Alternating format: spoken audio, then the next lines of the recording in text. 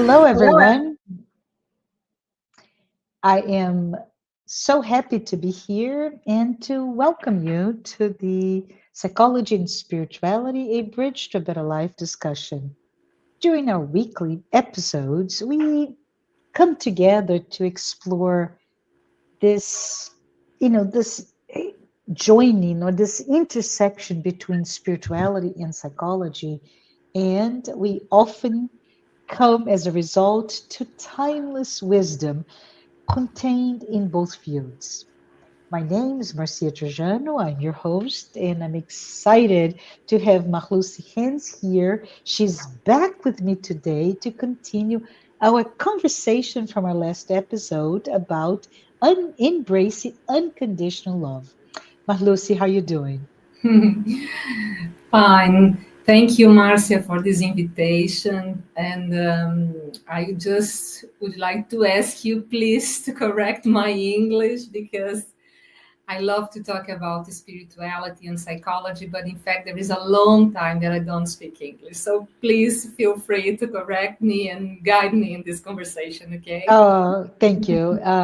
Thank you, Mahlusi. I will if I see any issues, but we're in this together, right? We're here to talk about just really precious concepts, and they are overarchingly, um, they bring this calmness and peace throughout troubled hearts. And love, especially unconditional love, is a really, really important topic. And I propose that today we keep talking about this powerful force in nature, right? Unconditional love. And I keep thinking, Mahlusi, what could be some examples of a love that knows no bounds, that we love, but we don't ask anything in return? Is it the love between a parent and a child, two partners, a friend, or even a pet? We can maybe find glimpses of that unconditional love. And I just want to know, how can we maybe explore that idea of how love has a way of shaping our lives in really profound ways? I would say, Mahlus, just the thoughts that come to my mind are, what does it really mean to love without conditions? How does it feel to be in the receiving end of that type of love? How can we start to offer that kind of love to others? But, anyways, those are the things that come to my mind. But I wanted to uncover really with you, how can this type of love transform us? So, everyone out there, let's just grab a cup of coffee, cup of tea, sit back, and we're going to explore the subject of how the depths of love is something that really doesn't ask anything, right? Doesn't require anything except simply being. So, Lucy, let's go ahead and get started. I wanted to know, maybe if we can start by talking about the power of love, right? And if we think about it, we can start talking about perhaps how love has that ability to connect, right? And at the same time, free us. Can we talk maybe a little bit about how love, especially if you think about it, the love of our loving Father, or the love of that we feel that is the most sacred love, can help us heal and return us to our true selves? It's a very deep and interesting question because in the level of consciousness that we have, in my opinion, we just can have some glimpse of unconditional love. Hmm. Some deep, deep experience, like a mother when he gives birth to a child and he Yeah. feels such a love that is unbelievable. Or person that has a very strong connection a very strong experience with a divine connection. So you cannot explain it. I myself, I cannot explain. Yeah. But in terms, speaking about, for example, when we talk about that we are spirits, immortal souls, living Hmm. experience here in this material world, we are talking about a concept that in Spiritism we understand as evolution. And how evolution occurs. So we start our path, our journey here, moved by instincts.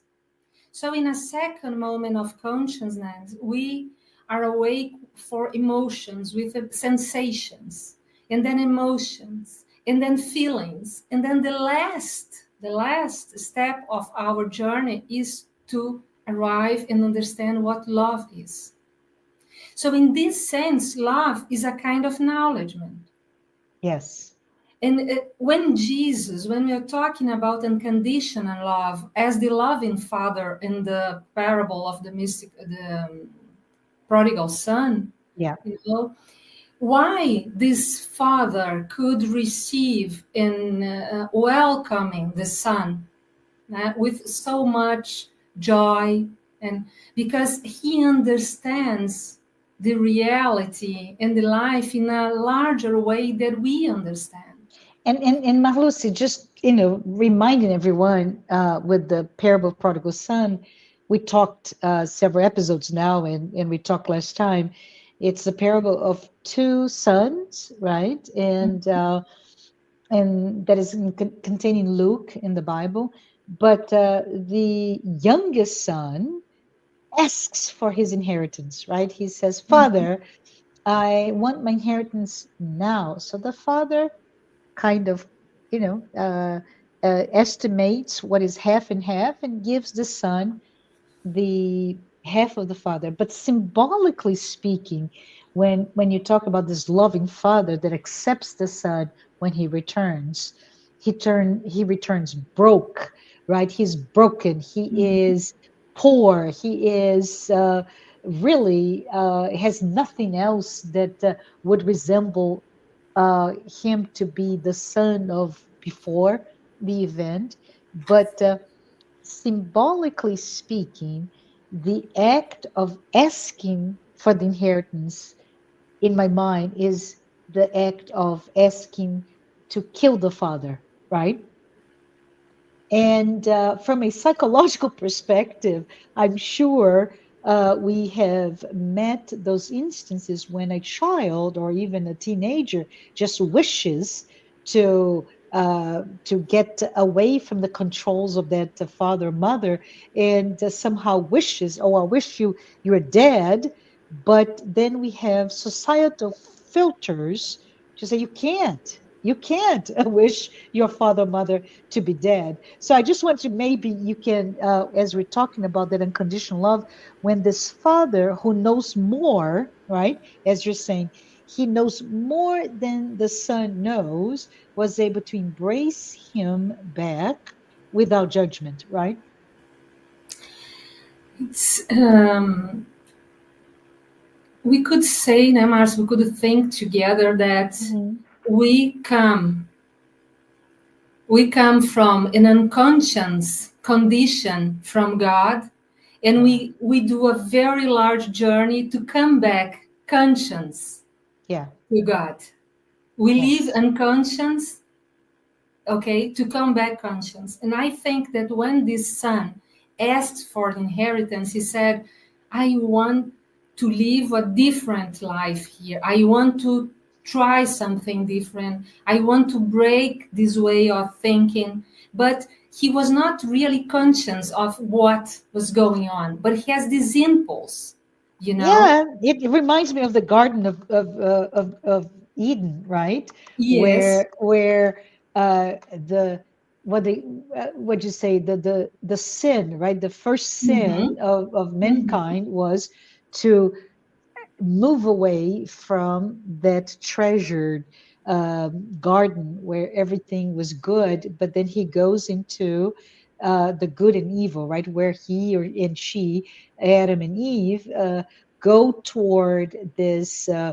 maybe an awareness, a state of simplicity, and almost I don't know if you can even say that from a symbolic perspective, a living like animals with a very primitive, if you will, intelligence. Mhm. But then they say, let me get out because I want to know, I want to learn.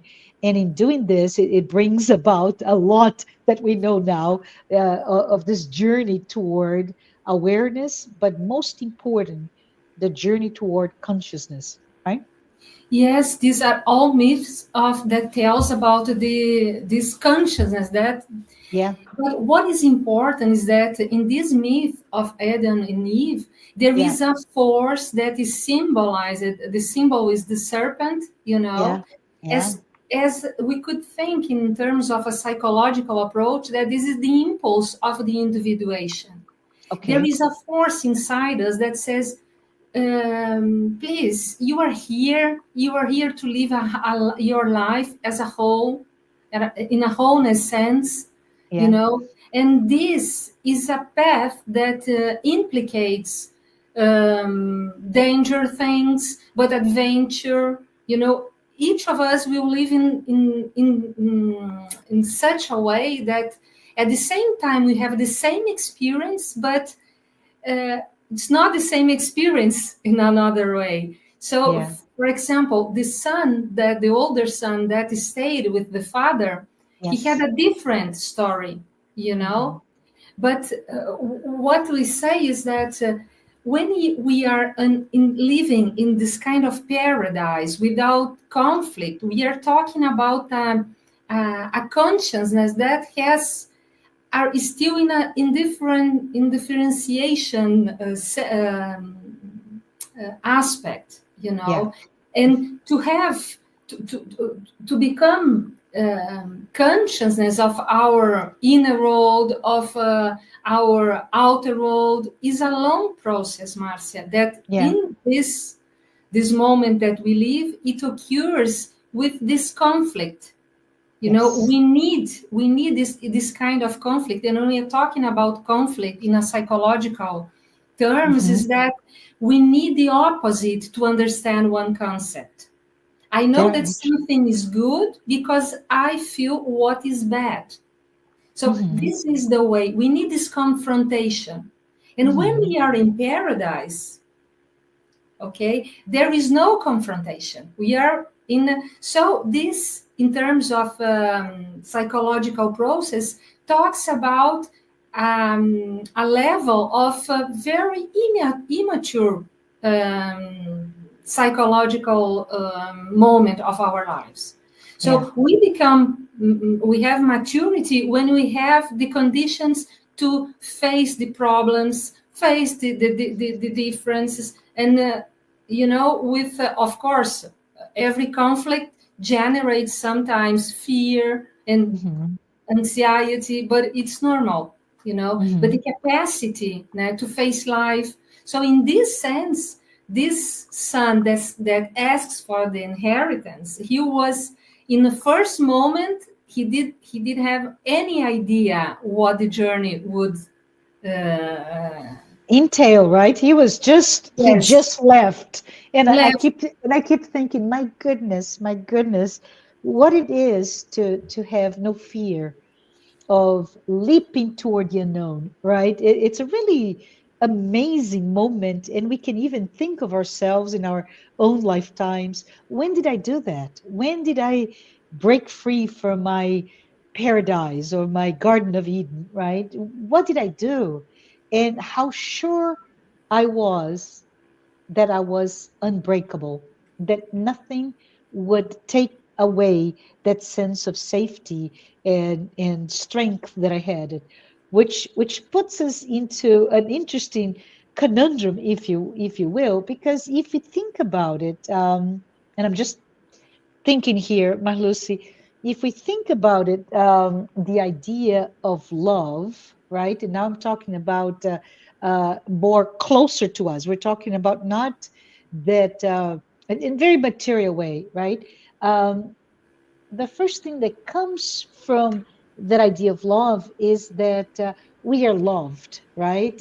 Because healing in of any ailments is loving, but feeling loved and believing that we are deserving of love. Does it make sense?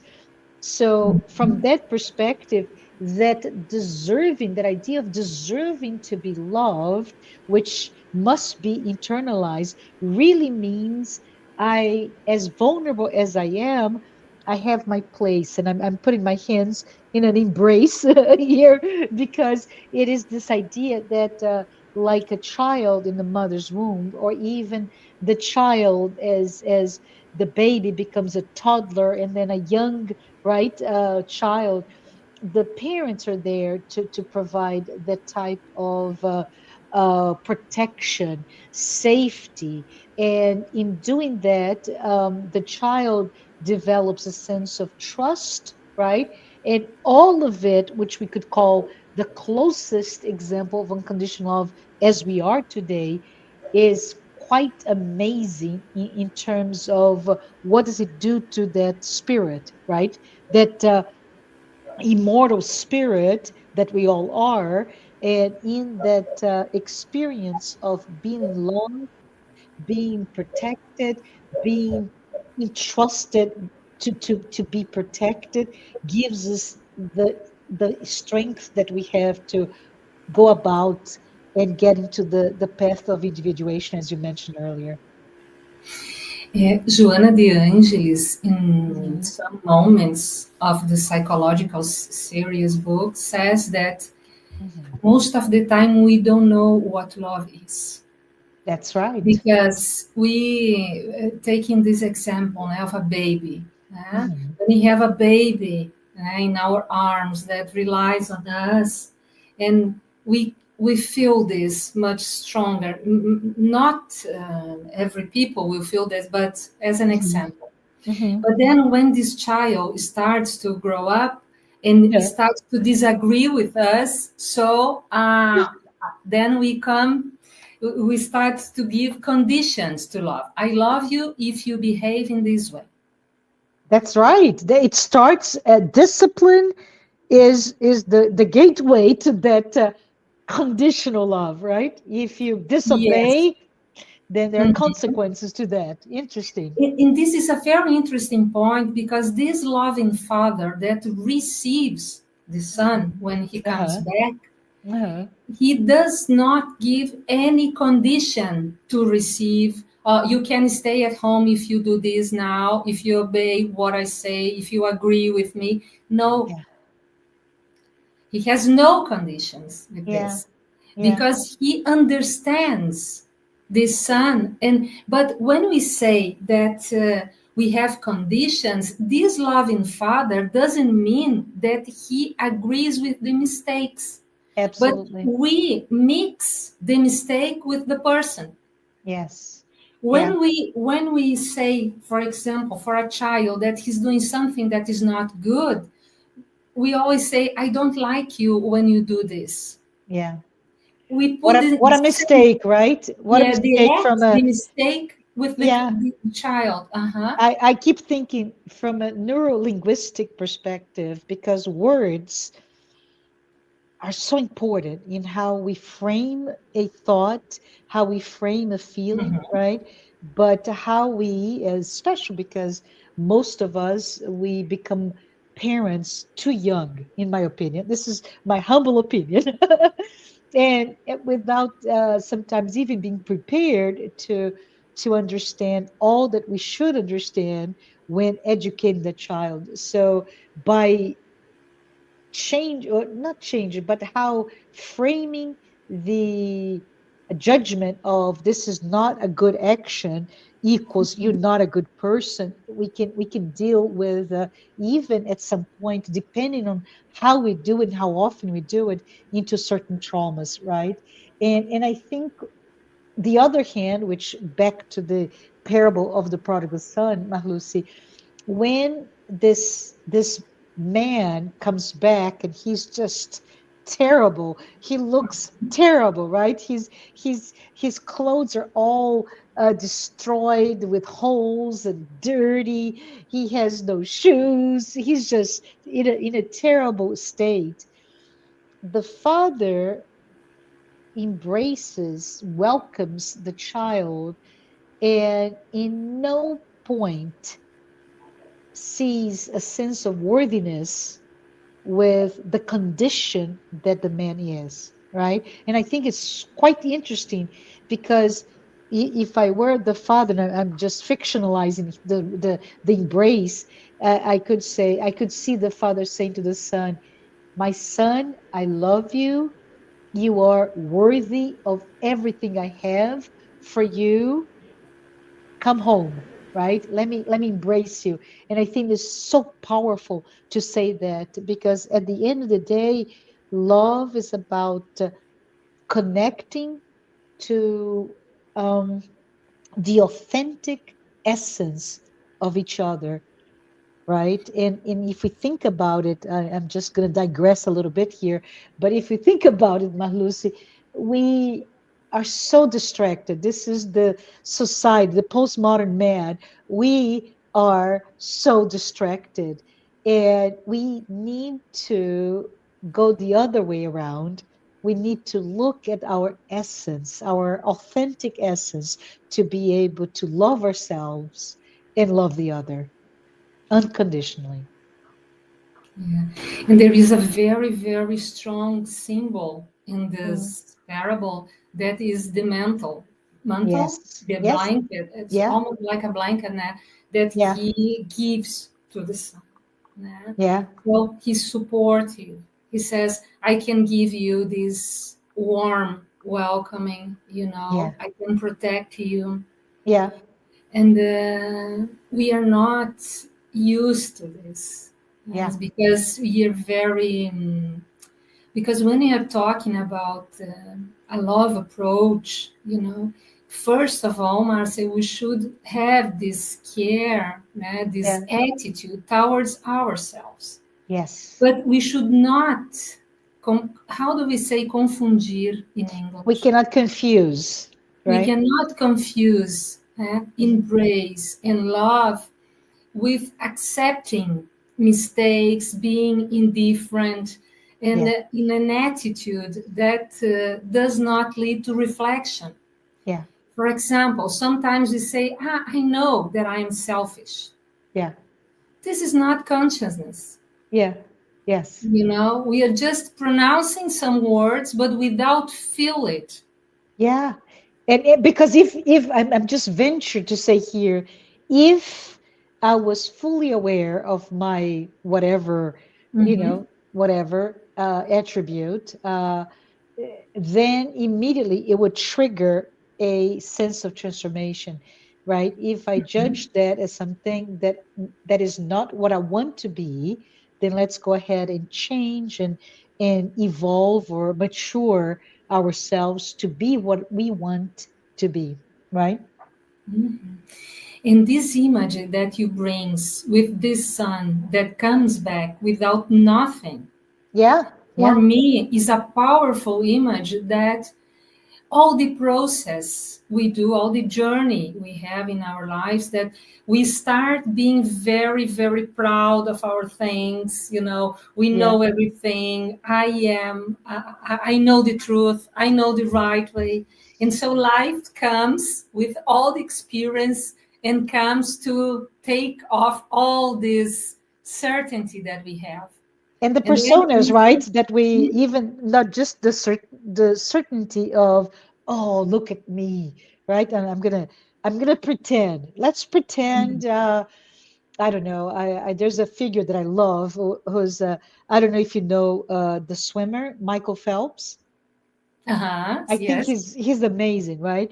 And it would be like, oh, look at me. I'm received more medals than anybody else. And there's this the persona of an all-powerful person. And yet we know that this is just an illusion. This is something we build to be able to, I don't know, to get marketing dollars or the marketing exposure of you as an athlete. And when all of it falls through age, through reversal of fortunes, when we lose our political power, our financial wealth, our youth, all of it that allows us to be very proud and certain in this world, this material world, when everything starts to fall apart, if we are not mature psychologically and spiritually, we'll fall as well, don't we? Yes, and we can have a relationship with spirituality in this way as well, Yeah, yeah, yeah, because we can have the idea that because we have much knowledge of something, that we are ready to face problems, that we know everything in life. And yeah, what happened? When happened, for example, one person that is very engaged in some religion knows a lot of yeah, of this religion, and yeah, but something happens, has a disease or a very strong emotion trauma in his life. So all this knowledge yeah, is not enough to yeah, support this experience. So, so learning something is just one. Is just it's not the end. It's just a yeah, way to understand life. yeah, yeah, So we must really have this openness to be open to learn with this experience. In this son, when he comes back home, he understands this. yeah, yeah. And I think if I may, um, this experience that you're talking about, right? It is the what pushes us to knowledge and to wisdom, right? And we really start to learn in this path toward individuation, as you mentioned in the beginning of this conversation. We learn to discern, right? By living the opposites, the good and the bad, dark and light, right? Sweet and sour. I don't know. I'm just getting opposites here. But when we learn by our experience to discern, um, and to make the decisions for our lives, we're then able to decide and to grow and explore even new paths. So I keep thinking, Marlusi, experience is such a powerful teacher. There is a reason why we're all living these material lives that we live, right? Because it is in the flesh that we have all that knowledge through our own experience. It's not imposed to us, but it's also maybe perhaps important for us to recognize that whenever we don't do anything, let's pretend the prodigal son, right, the youngest child doesn't do anything, he's not willing to risk the paradise, if you will, that he had with his father. He is actually not growing, right? And he's holding himself back. So interesting aspect for us when we're talking about love and the need to move on, to grow. It opens the door for discomfort, for fear, as you mentioned, and the I guess the push and pull of I want to go, I feel that I'm strong enough, but then retract. Oh no, I'm not. I'm failing. And maybe we can talk a little bit about that, about how wisdom and experience correlate in this journey toward individuation. When you were talking, I remember Jung. Yeah. Jung, né, Carl Gustav Jung, was a psychiatrist in the last century. And Yes. he has a book that he wrote together with his secretary in the end of his life. Uh-huh. He died when he was 80, 85, 86 years old, I don't know. And he said that when they asked to write, the book is named Memories, Dreams, and Reflections. And he said, my memories, I do not want to write about all the external achievements that I made in my life. This is not important. This is not important for me. What is really important for me is things that is come from my soul, from my experience, all the experience I had, and how I understood them, how I was transformed by life, he said. So he was a man very, very connected with the sense, the meaning of life. This is the myth of Carl Gustav Jung, the meaning, the search of meaning. Yeah. So we can, when you're talking about experience, Marcia, we are talking Uh-huh. about the meaning of this in my existence here. Yeah.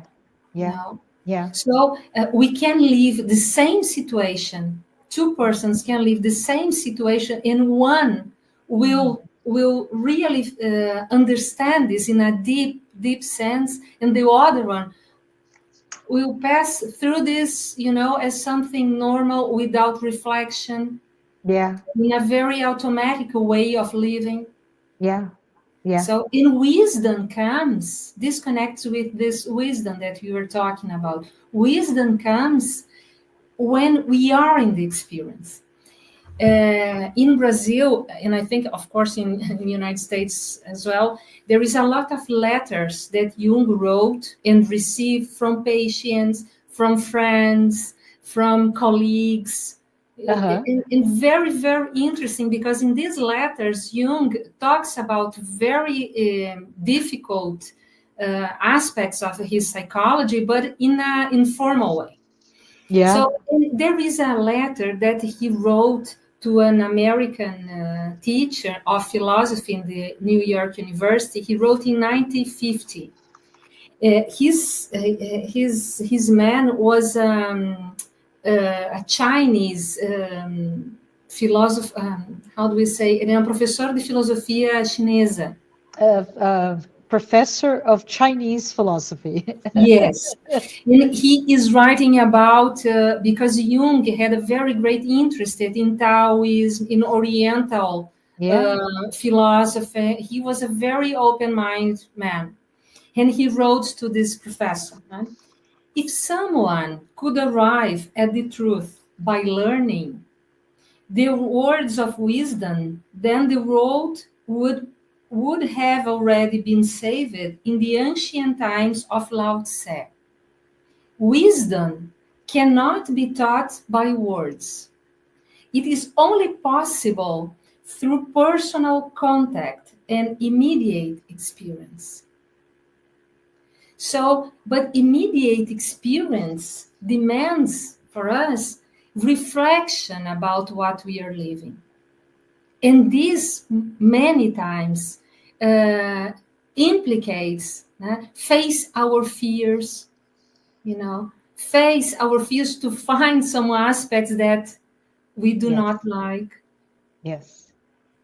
No, this is the work of shadow that you spoke many times here in this program with other guests. Yeah. So it's a very, very, the most important task in our life is to be here, to accept, to embrace all the experience, and to give a deep sense, a meaning of this experience we are living. Yeah.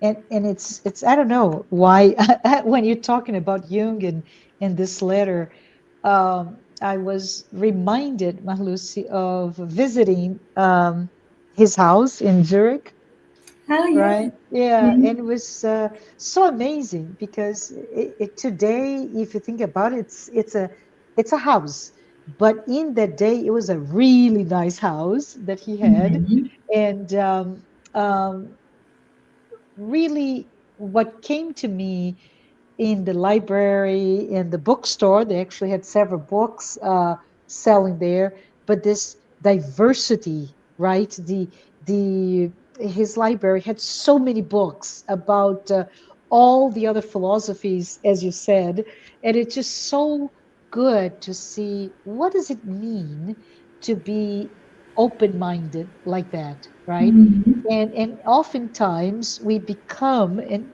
if you think about this, is just a thinking in terms of our journey in this corporeal life. um we are born, we grow, we study, we become experts, right? And it's almost like, I don't know if you can see this, but I'm opening my hands. That's like I'm in prayer, but it's just opening with all the possibilities of where you want to go.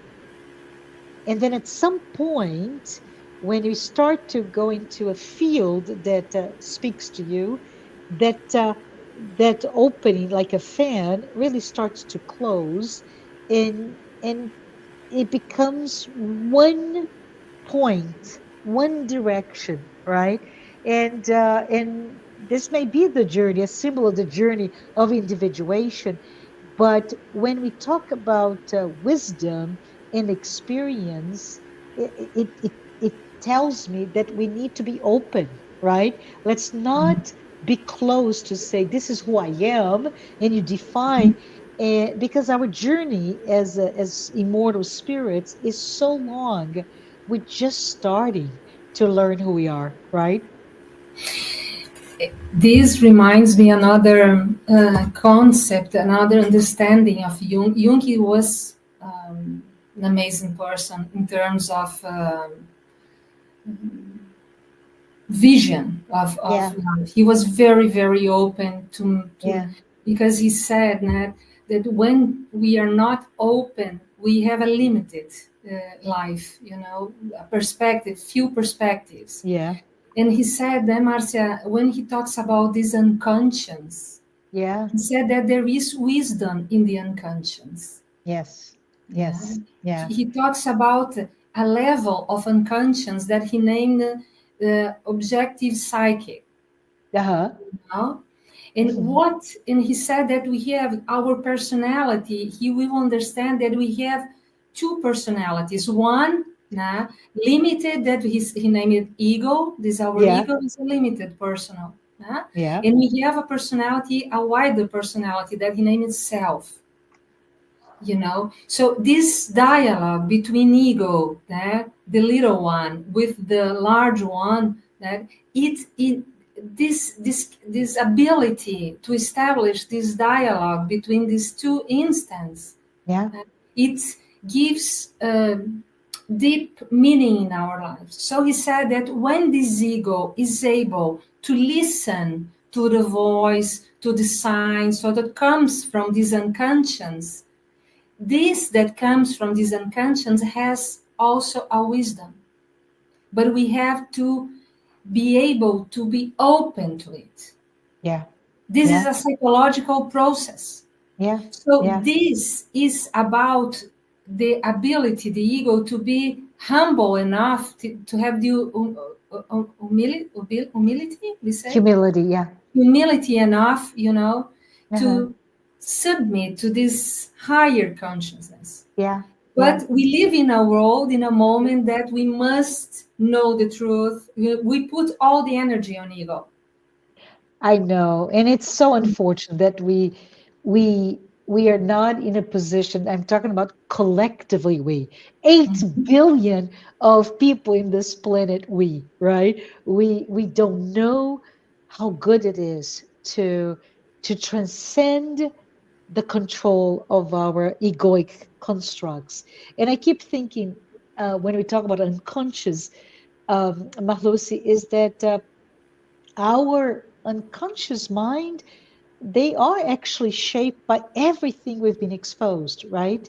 Especially if you think about our, I don't know, our formative years as a child, the familial experience, the family values, our cultural norms. For example, uh, I, like you, I was born in Brazil. I was raised in Brazil, and I moved to the US, but my children were born here.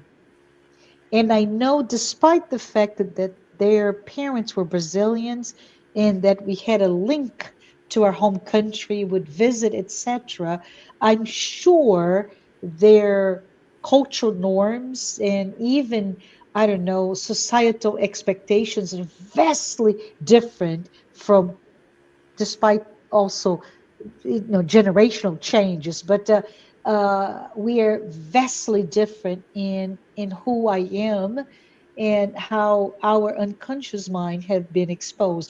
I'm actually putting this here. This is more of a personal unconscious, right? A Freudian view of the unconscious. But then we have the all there is, all that transcends this formative years, and I think this is what we are referencing here, correct? The idea that there is a power that connects us all, and we just need to be brave enough to be, and humble enough at the same time, right? So courageous, brave, and humble to see that we are really all connected, and we are all influenced by that unconscious. What are your thoughts? Yeah, because we think this concept and unconscious is Yeah, not many thinkers, many psychologists think about this concept, but in different approaches. So yeah. it's very interesting, Marcia, because Jung, he has a very particular way of understanding the unconscious. He says Which is very close to Joanna de Angelis, right? They're very very close. connected. Yeah, go ahead. Yes, yes. Because for Jung, the psychic has these two instances, conscious and unconscious. But the unconscious is much more larger, we say, Yeah, yeah. than the conscience. So he says that, and there is one thing. For Freud, for instance, conscience is like a deposit of memories, traumas, recalques, Family values, right? All of the all those things that, suppressed. yeah, Yes. yeah, But for Jung, the unconscious has this level of memories, of traumas, of everything, but it's much more than this. yeah, He talks about a level that we are all connected, and we'll say that is a collective unconscious, and we are yeah, all collected. All the experience we have yeah. is all humanity. And I, in this I, unconscious, we have wisdom. yeah, that's right. But I'm thinking here, just for all of us here together, those of you who are here listening to us, the image that comes to my mind is the quite famous Freudian view of the unconscious, where he puts the iceberg, right? Which Mhm. I'm putting this kind of pyramid that gets really large and it's submerged, and that's the unconscious, personal unconscious. And then what Jung brings is that the unconscious is not what is underneath the line of the ocean, right? But it's actually the entire ocean, Yes. which is like, whoa, that's so much larger. And we forget that. We tend to forget that we are part of that collective unconscious, correct? In the unconscious, there is a lot of things, including potentialities, Yeah, values, amazing things that we don't know about ourselves. yeah, So, this individuation process, when we start to yeah, get in contact with this inner reality, this uh-huh, will lead us to understand love. uh-huh, Because when we understand each other, yeah, when we become much more, how can I say it? We can accept, when we start to accept our difficulties, yeah. when we welcome our difference, difficulties, we can act like this with the other. So this is a journey of love. Yes, This is yes. amazing. When we trying to find ourselves, we find the others, we find the divine. I love it. I love what you're saying here. It is. as we come close to wrapping up our conversation today, right, about unconditional love, let's all remember here that love is not just that feeling, right? But it's exactly this path, this force, if I will, that will guide us toward becoming who we really are, our truest self, right?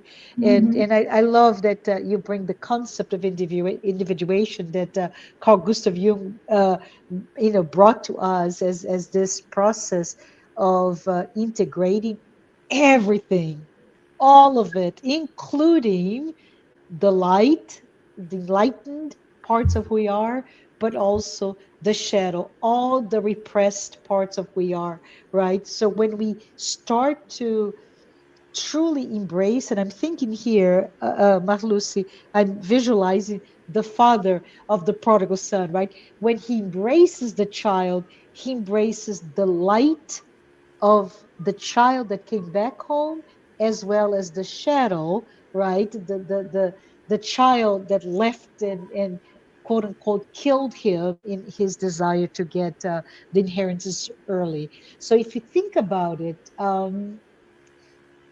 unconditional love, right?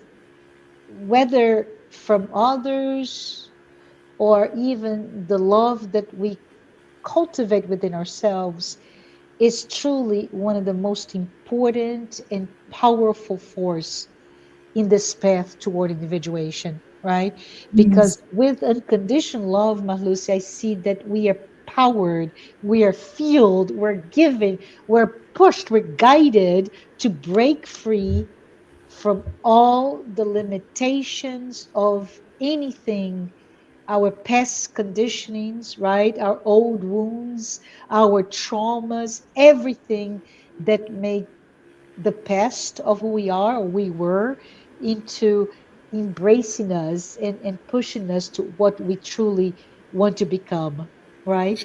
So I think this is a great segue to get your final thoughts because my final thought is let us all be encouraged and invited to reflect upon this idea of embracing unconditional love, right? Through our relationships, through, oh, self compassion, or simply, as you said, openness to experience, open to see the world and to grow within our ourselves, right? Our own limitations. So, with that, I just say, Lucy, any final thoughts before we close today? Yeah, the reason of the heart is different from the reason of the intellect. The heart has this amazing, amazing capacity to receive, to compose, to include, to find a solution when many times our intellect cannot find a solution. So we should think about it, that to find this path of love is to include the reason of the heart. And we are Absolutely. not used to this. We are Yeah, we're, very good with the rational thought, thinking, judgment, and the heart is different. And this yes. is a very, very deep knowledge that many, many religions, philosophies try to explain to us. So, Oh, in this, in terms of psychological understanding, is has to be about how we deal with our feelings, our inner world. love it. Thank you. Thank you. Thank you, Lucy. I really appreciate your insights and thank you, all of you who tuned in to listen to our episode on, as we close the part two of the conversations about embracing unconditional love. And for those of you that has not listened to the other episode or this is the first time, please do note that the psychology and spirituality weekly talks are based on the works by Joanna De Angelis. We hope you're able to perhaps expand your own spirituality concepts and your knowledge of psychology as we juxtapose those two disciplines. We also want to take this moment to thank our sponsors, Mansão do Caminho, the United States Spiritist Federation, the International Spiritist Council, and AMI Brazil, which is the Brazilian arm of the Medical Spiritist Association. We'll be back next week with another episode, so stay tuned. Thank you, everyone. I appreciate you being here today. Bye bye.